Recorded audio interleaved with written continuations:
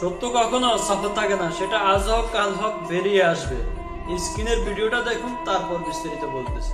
সম্মানিত উপস্থিতি, আমি ছোট্ট একটা মেসেজ, একটা খবর আপনাদের কাছে দিতে চাই।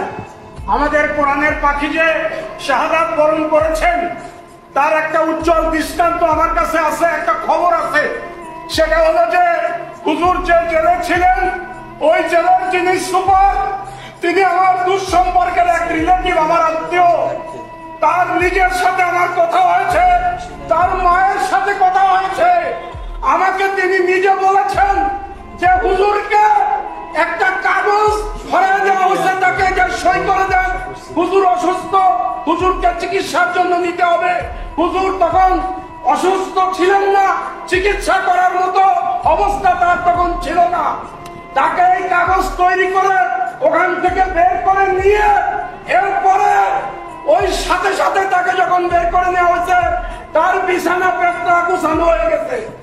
এইটা গুছাইছে, গুছানোর পরে ওই ব্যক্তি তার মাকে বলেছে, তার মা আমাকে বলেছেন যে আমার ছেলে বালিশে মুখ গুজে টুকরে কেঁদেছেন বাইরে আসে, অর্থাৎ হুজুরকে বিদায় দেওয়া হয়েছে চিরজীবনের মতো এই জেলখানা থেকে।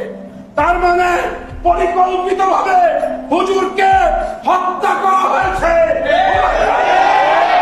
হুজুরকে হত্যা করেছে, হুজুর শাহাদাত বরণ করেছে। আমি আজকে 50 বছর কোরআনের তাফসীর করছি সারা বাংলাদেশে, সারা পৃথিবীতে।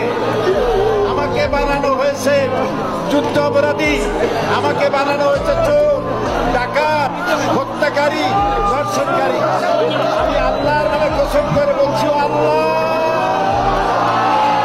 তোমার জাতের কসম, তোমার ইজ্জতের কসম, তোমার সম্মানের কসম, 1971 সনের এক ফোঁটা পানি বা কাদা আমার গায়ে লাগে নাই, লাগে নাই, লাগে নাই। এখন তো আপনারা সত্যটা জানতে পারছেন। এই লোকটা হয়তো মামলা করবেন হাসিনের বিরুদ্ধে, হয়তো ব্যারিস্টার সুমনের বিরুদ্ধে। তারাই সাইদি সাহেবকে একমাত্র ফাঁসাইছিলেন। আরো কিছু লোক আছে। এখন উনি যেটা করবেন, আমি মনে করি সঠিকটাই করবেন।